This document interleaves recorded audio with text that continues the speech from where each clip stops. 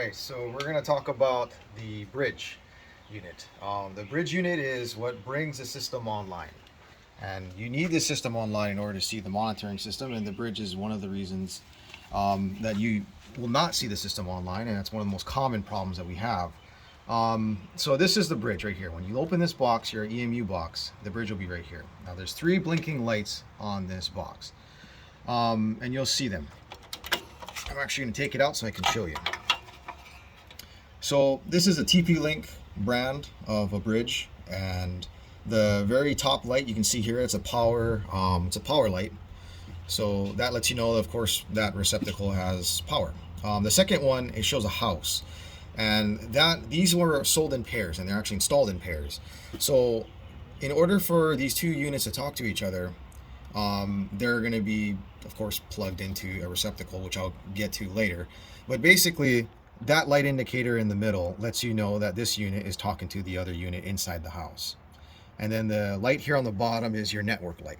This lets you know that the Ethernet cord that we have over here inside this box is plugged in here and it's working. And then also the other connection, which is plugged into the EMU, is also working. So if that wire is good and it's sending data to it, you're going to see this light on. If you don't see that light on, that means there's something wrong with either the wiring, or it could be something wrong with the internet itself. Go. Okay, so I'm going to plug the bridge into the GFCI receptacle over here to see whether or not we have a connection to this to the internet, and it communicates with the other bridge, which is inside the house. So as you can see right here, it shows that it has some green lights, and we don't have a light here in the middle. Now earlier, and now it's on. Earlier it was on, then it turns red, and then earlier when I went inside the house, it wasn't on at all.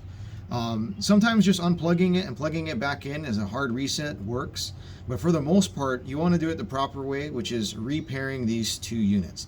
But as you can see here, all these lights are green, so it looks like it's good. I usually like to stick around for about 2 to 5 minutes just to see and ensure that that light stays that way. Because when you plug it in for the first time, you'll see the blinking lights, and there you go. So now we can see the middle light over there is red, which lets me know that it still works, but the signal is not the greatest. So of course, the darker the red, the worse it gets. So you can see it right now, it's red and amber. I don't know if the camera can pick that up, but amber means that it's kind of like a medium signal. Red means really, really poor, and green means that it's optimal, and it's exactly what we want to see.